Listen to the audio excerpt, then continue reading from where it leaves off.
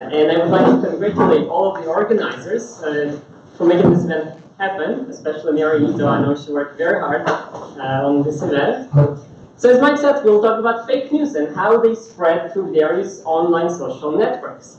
Some of the projects that I'm going to present today on coming from our research at the Social Media Lab. So if you haven't heard of us, we're part of the Ted Rogers School of Management. We're a research center here, and it's co-led by myself and my colleague Philip Mai, who is also here, by the way, tonight. And we study how people and organizations use social media and how social media changes their practices, how they collaborate, communicate, share information. We're also developing the tools and techniques to analyze online communities, with train students and organize events. I'm going to just dim the light a little bit because today I'm going to show you lots of cool visualizations, so I hope you can see them on this screen. When I was preparing for this presentation, I was trying to reflect on the information and communication technologies that came before social media. So like the radio and television. And so what I realized that social media shares a lot of characteristics of its predecessors, but it's unique in its ability to scale information fast and efficiently. And it's part because of this network effect. So essentially, in a more traditional one-way top-down dissemination model, you have information going from top and down. You have one-way flows. But social media enables for two-way conversations online and among many participants at the same time. And furthermore, as more people join social media networks, the number of connections they can share information usually increases exponentially. So essentially increasing the value for the whole network as well, and that's your network effect. So in part because of this network effect, in 2008, a little known senator from the state of Illinois, Barack Obama, won his presidency. And then interestingly, 8 years later, in his farewell speech, President Obama was actually warning us about the social media being a threat to democracy. So I thought, well, yes, but it's somewhat ironic coming from the president who is going to go down the history as the first social media president and who has his own social media archive. But then I said, well, there's understandable ambivalence about social media because when we hear it's being used to help fundraise charitable causes and support democratic political uprisings, we see it as a force for good. But then when we see it's being used to spread racism, recruit terrorists, we see it as a malicious, harmful tool. And this is exactly what happened in 2016. This is the year when the use of social media for good and bad was on full display as part of the 2016 US presidential election, UK's Brexit referendum, and also more recently, last year during the election in Brazil, and earlier this month, I guess last month now, the presidential election in Ukraine. So in all of these cases, various bad actors try to weaponize social media. And they try to use social media to spread misinformation in an attempt to change how people will vote and essentially undermine democratic processes of those countries.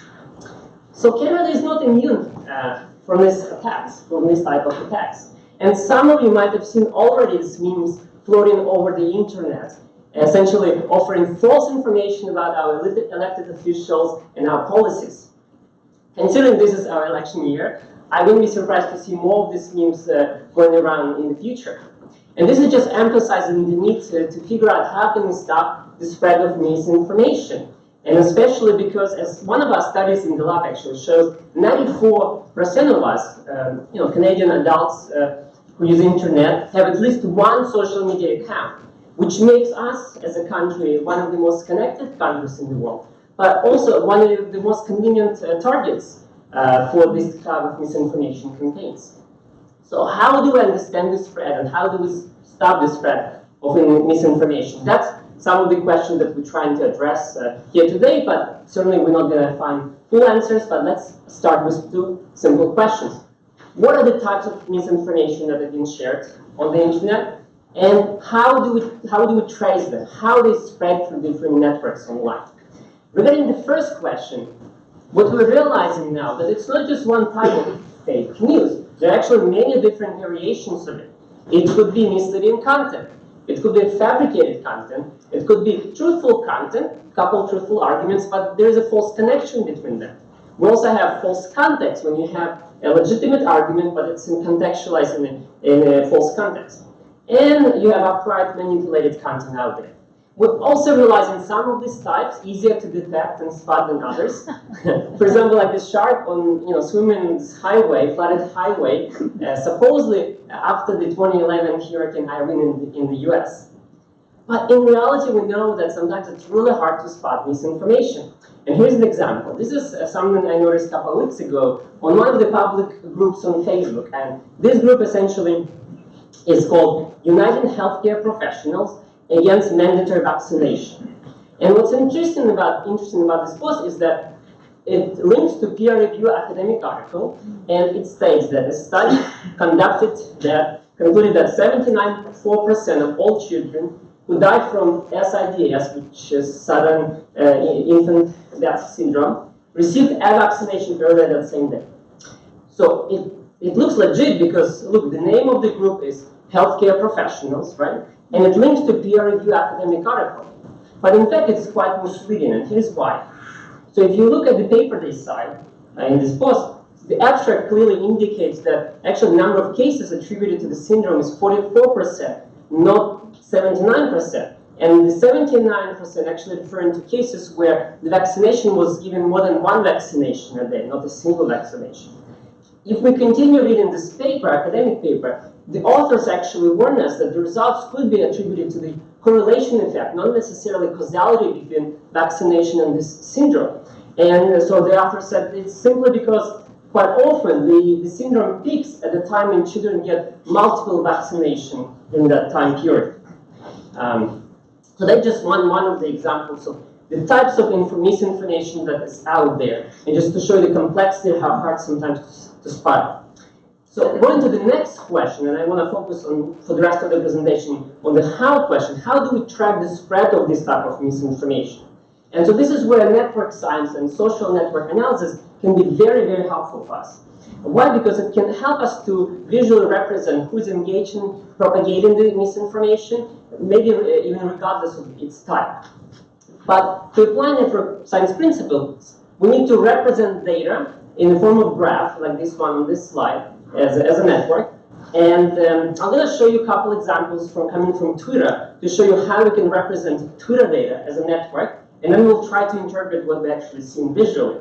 The reason I'm going to use Twitter is because it's, well, one of the most popular platforms in Canada, but also because it's being used by citizens, journalists, politicians to discuss politics and share news stories.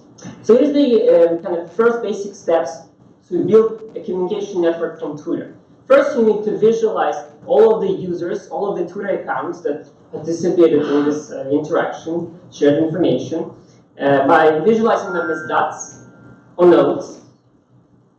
And in my example, there are three accounts, John, Anne, and Mary. Could be individual accounts, sometimes could be organizations, could be bots, who knows. So then we need to represent who is interacting with who. So we're going to use lines to represent interactions.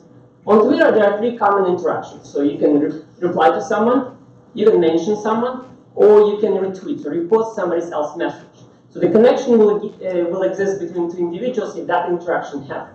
We can also use arrows to represent the direction of interactions. Finally, we can actually say, well, how strong the relationship is between any of these two individuals or accounts by assigning a value of weight that will represent strength of their tie. And that can be approximated based on how many interactions they actually have. So next, now that you know these basic principles to represent a Twitter network, Twitter data that is in the network, let's use one tweet and represent it as a network. I'm going to use a tweet from my colleague who was Philip, who was promoting this event. And in this tweet, Philip mentioned two other accounts, @RyerSonU, and this is the official account for Ryerson University, as well as my account at Bruce. And so because Philip mentioned both of our accounts, we can visualize this tweet as a simple network of three nodes with all of our accounts. And because the information, the interaction going from initiated by Philip, the lines will go from him to those accounts.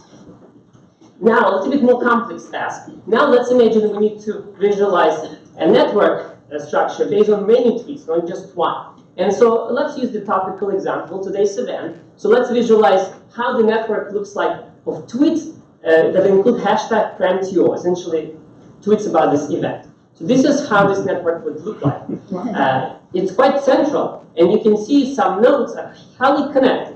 if you assign labels, like here on this slide, you can see who are the most connected influential accounts on this network.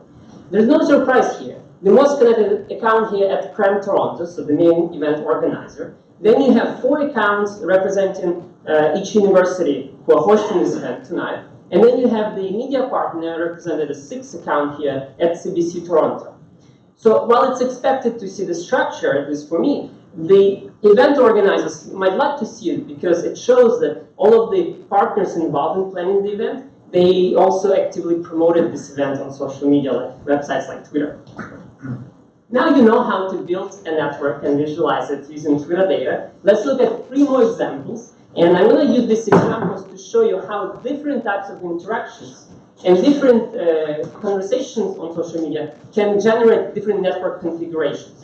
We'll need that information to then later interpret misinformation networks. So the first simple example is people sharing a news story. This example is around news story about 2014 Euromaidan revolution in Ukraine. And so this is, in this network, you have a node, highly connected node, that belongs to Guardian USA. So essentially, they are the source of this news story. And all of the other accounts around this central node sharing, retweeting this story on Twitter. They are not connected to each other. They simply don't talk to each other. They just simply passing out that information. So configurations like this we call star-shaped networks. It's like a star, it's like fireworks. Now let's look at slightly more difficult example. It represents social media users discussing a popular show on Netflix, 13 Reasons Why.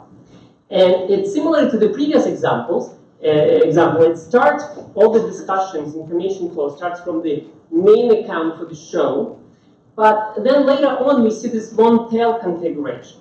So essentially what happens, because show touches on many sensitive topics like suicide, mental health, bullying, so there are different groups of people having those conversations, not just about the show, but also about those important topics. And so as they have that conversation, their discussions become those long tails, the threads. The color represents there are many of those threaded discussions happening. In the final example of even more complex networks, we see that sometimes when the topic is broad enough and there are more people engaged, the network can break apart in smaller groups of nodes called clusters. And again, I use colors here to represent those clusters. And essentially, this is a network of Twitter users discussing 2012 Olympics in London. And when we actually examine each cluster independently, we realize that they're talking about different sporting events. Somebody talks about athletics, somebody talks about swimming, somebody talks about football. But they're all part of this network because they're all talking about the Summer Olympics. So now let's talk how we can use these principles of network visualizations to visualize and understand misinformation campaigns. And for this exercise, we're going to use a known case study, a known case of interference campaign by Russian Internet Research Agency. And we will use a data set that Twitter released recently, containing about 9 million tweets and retweets posted by nearly 4,000 Twitter accounts associated with this Russian troll factor. On this chart, what you can see essentially is the activity of this nearly 4,000 accounts over time. The higher bar represents more interactions, more tweets and retweets. The dataset actually covers almost 8 years, from 2010 to 2018. We're only going to look at this small part of it, which is a 30-day period leading up to the 2016 US presidential election in November. So this is how 38,000 Twitter accounts interacting about this that election look like. And the red nodes represent those accounts that are associated with the Russian Internet Research Agency. And even though it's only 1% of them, they actually generated over 200,000 tweets and retweets within that short period of time. So here's actually an example of one of these IRA-associated accounts and how they misrepresented themselves. So this one had handled @10_GOP, and when it was active, it's blocked now by Twitter, but when it was active, it misrepresented itself as Twitter for Tennessee's Republicans, and it was able to gain 145,000 followers, making that fake account, but so many followers. So it's hard to tell how many of these red dots are bots meaning that they were automatically tweeting and retweeting, or how many of them are trolls, meaning being controlled by humans in Russia. But what I can tell you based on this network configuration, there is some form of coordination happening. Why? Because you can see different clusters formed around different accounts. What it tells me, those accounts, the red dots, try to kind of interact with different groups of people, groups of accounts. So to understand the strategy behind their tactic, let's examine each of these clusters independently. We'll look at 4 most connected clusters, largest clusters here. So the central cluster here, not surprisingly, essentially shared information pro-Trump and anti-Hillary content. And it's not surprising because it's an interference campaign in support of one candidate, Trump, so you'd expect content like that. But the network also reveals another cluster of accounts that actively shared content with hashtag Black Lives Matter. And so this is interesting because it reveals this complex nature of their strategy. So it's not just kind of supporting one candidate or posting some information to discredit their opponent. They actually have a separate group of nodes, so those the red dots here, who are engaged in supporting activism on the opposition, essentially. And probably kind of incite, they could use this tactic to incite polarization and incivility in society. And as they say, if the two parties are too busy fighting each other, they're not paying attention to what's happening around them. In the third cluster, we see mostly content pro-Kremlin and pro-Putin content. When I actually examined some of those tweets and retweets, most of them were in Russian. So clearly, they were not targeting American citizens necessarily. But what it tells me, it was part of a larger information campaign to make sure that Russian political elites are well represented, and news organizations from Russia well represented on Twitter, and their content is quite visible. So as a result of these red dots that associated with this internet research agency in Russia, we're reposting content from Russian news organizations like Russia Today, if I can call them news organizations. But most of the content, when you look closely, were about foreign affairs, about Ukraine or the United States. And so the final cluster we're going to examine today from this network, interestingly, was putting stories about sports and entertainment. You may find it surprising, but in fact, it's a common tactic. We can call it bait and switch. So you have a set of bots, the red dots, or trolls, again, we don't know for sure. So they start by just tweeting some engaging and funny videos and pictures and memes, and then you say, well, it's cool, let's retweet it, let's follow them. Once those accounts get enough followers, then they wait for the right moment to share the actual information they actually wanted you to hear and to see. What also was interesting when we analyzed this network, we found that at the core of this network, all of these clusters are linked back to the Twitter account for YouTube.